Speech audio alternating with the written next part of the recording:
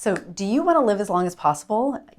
I do. So, today I want to talk to you about top ways to actually improve your longevity. Hi, I'm Dr. Angela Yeagley. Welcome to Sage Health TV. This is a really exciting topic. I think that most people, if you ask them, they'd like to live a long time. What today's talk is about is actually looking at the habits of people who live in the blue zones. And so the blue zones are where basically areas where people who, or countries that have the most people who live over 100. And so these researchers, Dan Buettner and Dr. David Sinclair, those are just a couple of researchers that I really like that have actually traveled to these countries. They've actually worked with Harvard. They've done like extensive research on narrowing down and actually using crazy like statistical meta-analysis on these people's habits, on what they're doing to actually, or what they're guessing that they're doing, to live longer. They're pretty sure, that these are it. So I just want to take you through that. And, the one big takeaway is in listening to, and researching all of this is that this is kind of a long-term game. Now is never too late to get started. Like right now is the time to get started. But really a lot of these habits need to be implemented over time, but luckily they're not hard, which is really great. So first I want to talk about, they're called longevity foods. And a lot of these things are things you probably will like. So like avocado is number one on the list. Awesome, because everybody is so popular right now, avocado. The cool thing, milk thistle. So this is crazy. So milk thistle is an herb that we use for detoxing, and we love it. It's super popular in our world in functional and naturopathic medicine. But these groups of people actually drink it as a tea, and what it does is actually heals the liver, regenerates the liver, the actual cells, and helps your body to push out toxins. So how cool is that? So I love it. Everybody should be taking milk thistle, apparently. Coffee. So coffee is the main antioxidant for Americans, and that's pretty great. They found that if you drink a lot of coffee, you have less risk of like Parkinson's and autoimmune. And they found that particular, like the Turkish coffee where they really steep it and they get a lot of those oils out, it's even better. So, if you're a fan of that and you like really strong coffee, then bump it up. And then black beans, bananas, I thought those were really interesting. It could be, they were looking at areas like, in Central America. So obviously, bananas and or like plantains and beans were really high in their diet, but they have found, because they're easy, the fiber fast, and fiber binds to toxins again and excretes them. I was a little surprised by bananas, and they again kind of tied it back into like soluble fiber and probably ease, that it's quick and easy to grab. As Americans, or in our space, we kind of think of it as full of sugar, so it's not my top, fruit that I would recommend.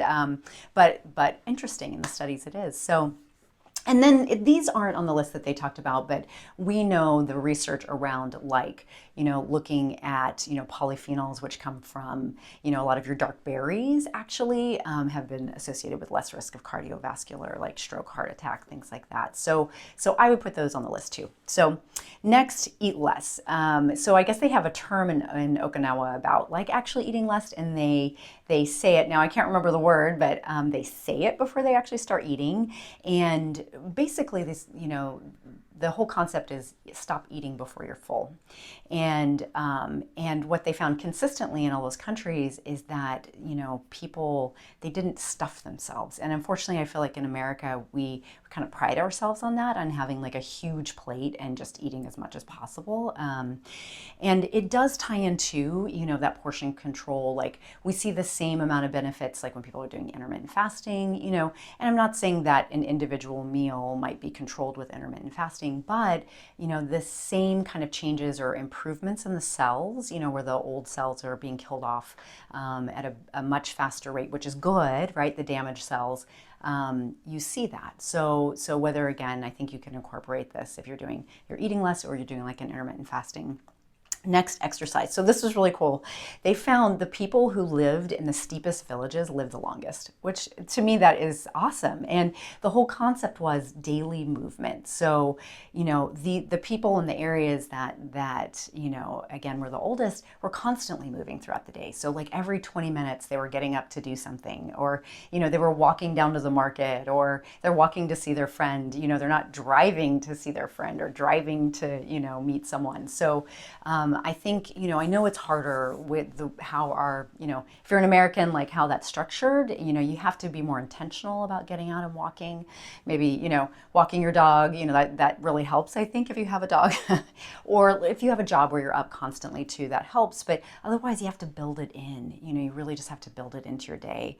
And of course, regular exercise, and fitness is important. But they found really that was less important overall than actually just moving all throughout the day, which is kind of neat. Purpose, this was really neat. So the areas, also the people who lived the longest had if you asked them what their purpose in life was, they knew.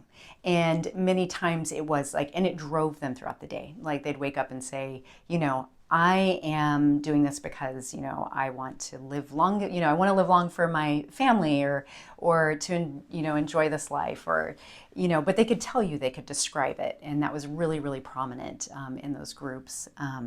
Connection. So just, people, like what they found is that people who have strong community, and a lot of times they did live in villages, they go down to the local watering hole and talk with everybody and hang out. And I think, these days, especially with COVID, it's harder. It does make community harder. And so we have to be a little more intentional about reaching out and staying connected, with people. But the more you do it, and actually we've seen studies on this too, people have lower risk of dementia and heart disease, the more connection you have with your community. So, I would say, putting that on your goal list, and we just did a video on goals, is a good idea. How can you be more connected? The next one, healthy friends, was really, really cool, actually. And something we've kind of known is that you will reflect the people that you're around mostly. So, meaning if your top closest 3 friends are obese, you're 150% more likely to be obese. But the opposite is also true. If you have friends that are constantly moving, or they're golfing, or they're gardening, or they're doing, and they're fit, or they're hiking, you're more likely to be doing those things. So, and not saying that, if you feel like you have unhealthy friends, that you just have to get totally new friends, but maybe you start cultivating a different community that has different priorities in that way. Because the evidence was really strong. When you surround yourself with people who care about their health, you're more likely to do that as well. So next, reshaping your environment. So what they were talking about is just saying that goes into the long-term approach, right? It's really difficult to say I am going to, I'm just going to make all this happen. My environment doesn't really support it in the way that, I eat fast food every day. There's nothing in my kitchen that is whole foods. I don't exercise at all. I don't have any of that, So you have to start building this into your space, really. And you're more likely to be successful in that way.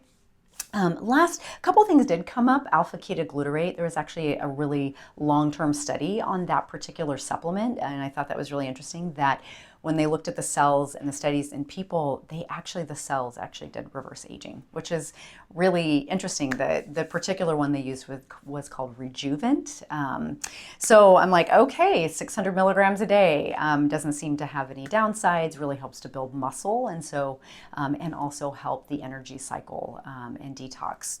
And last is ozone therapy. So ozone is a particular form of oxygen, and what that does is pushes repair of your cells. And so it's also been associated with actually increasing the telomere. So a telomere is a part of the DNA that shortens, and when that tail is gone, basically you're dead.